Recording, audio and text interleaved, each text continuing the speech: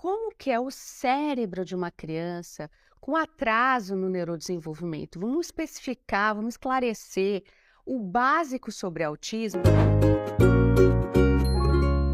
O autismo é um transtorno do neurodesenvolvimento.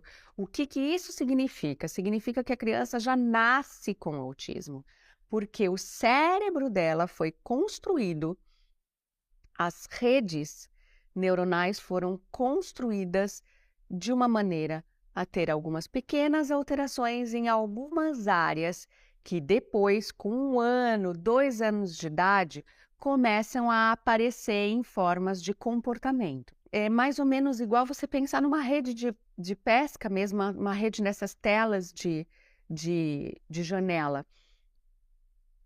Todos os pontos são fluidos, né?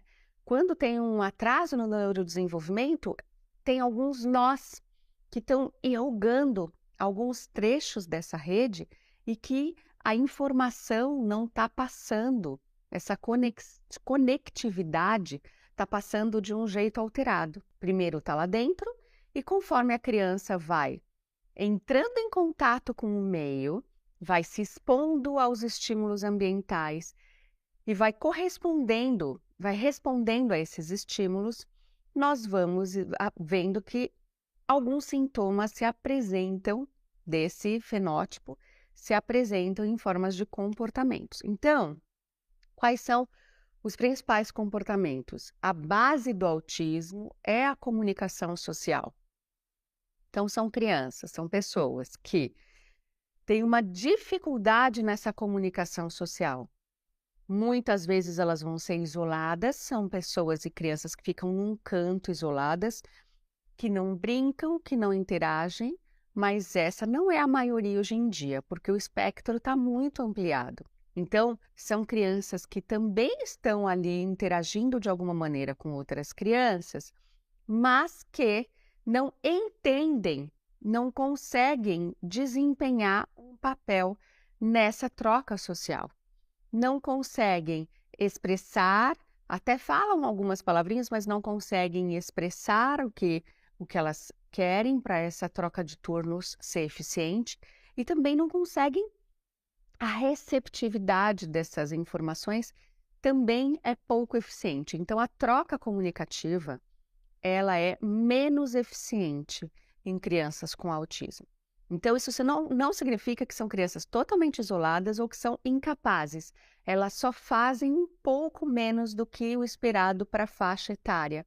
E isso é muito sério, porque o sintoma ele aparece depois no topo de uma montanha de acúmulos de pré-requisitos que não aconteceram. Então, é um cérebro que, desde o princípio, das partes mais básicas, dos fundamentos mais simples, que são ali do núcleo, né, da formação do cérebro, esse cérebro já começou a ter alterações.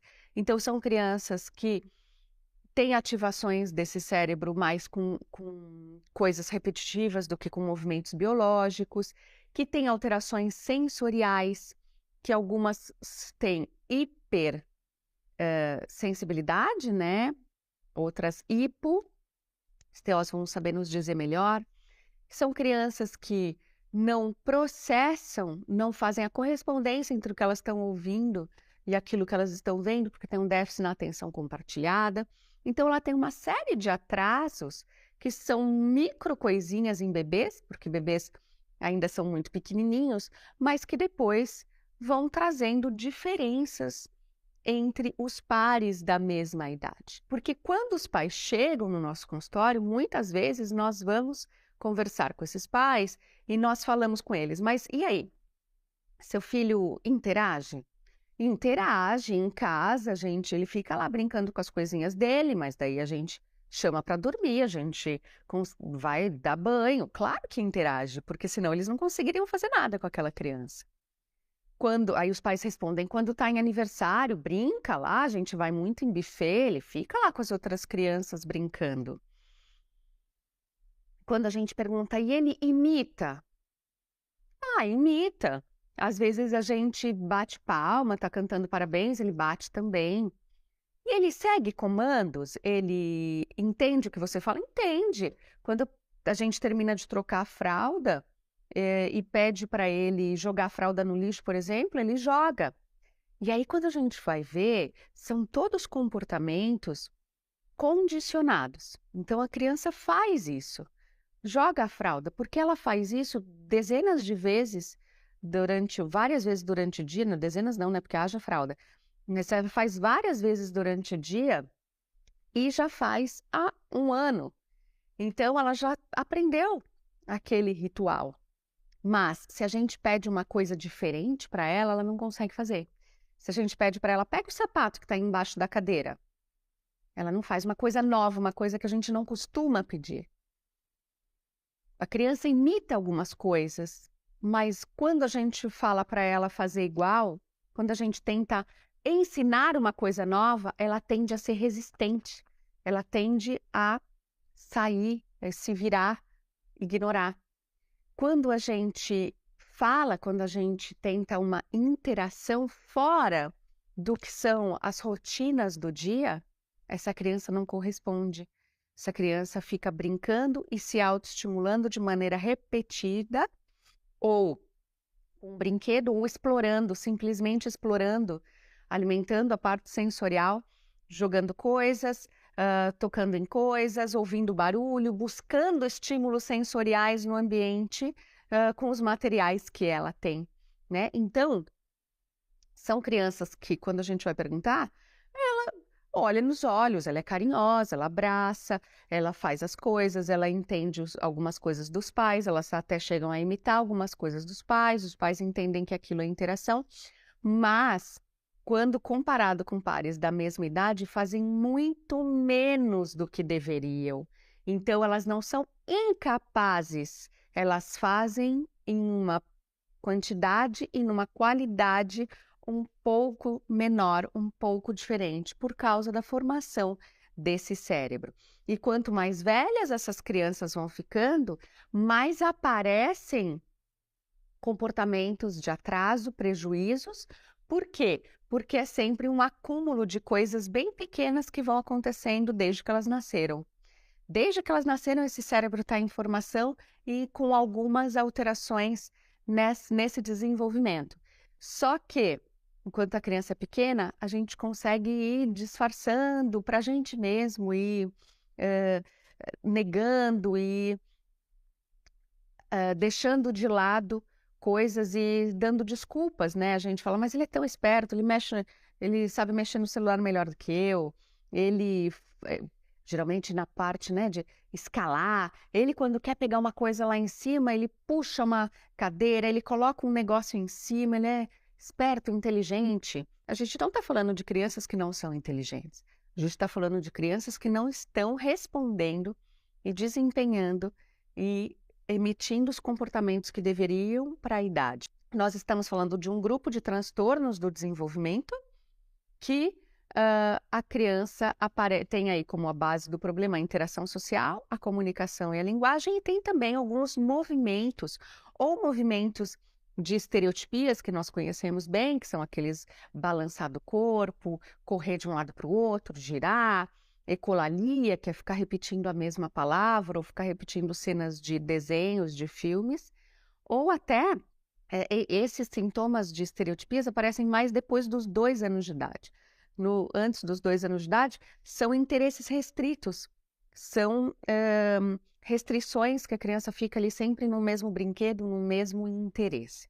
Todas as crianças vão ter tudo isso? Não, de jeito nenhum. Sabe por quê? Porque nós temos vários tipos de autismo diferentes. Autismo não é uma coisa só. Transtorno do desenvolvimento não é uma coisa só. Nós temos inúmeros genes ainda sendo levantados, centenas já confirmados como associados a transtorno do espectro autista, transtorno do desenvolvimento. Centenas de genes diferentes. E a combinação desses genes é completamente diferente, mas todos eles levam a sintomas do mesmo espectro, que são esses que nós estamos discutindo aqui. E cada um desses tipos de autismo vão ter Cada um desses autismos tem um lastro de níveis, né? De níveis de sintomas que vão ser leves, moderados ou graves e que nós dividimos hoje em níveis de suporte que são necessários. Então, como que a gente divide hoje esses níveis? O nível 1 são pessoas que acompanhavam o que tinha que ser aprendido para cada faixa etária, na escola, na faculdade e tudo mais, falam bem, mas não entendem duplo sentido, não entendem ironia, quando os pais vão fazer uma brincadeira dessas de pegar, dessas de pode, não pode, não entende as inferências, não entende as entrelinhas numa conversa, levam tudo a pé da letra no sentido literal. Esses são os níveis 1. Para ser nível 1 de suporte, precisar de poucas terapias, não pode ter um atraso substancial da fala. Então, a partir do momento que tem um atraso da fala, que tem prejuízos na linguagem, é nível 2 de suporte. No nível 2, a pessoa precisa de bastante suporte, de muitas terapias para conseguir acompanhar e ter um desempenho na vida social, acadêmica, né, escolar e familiar.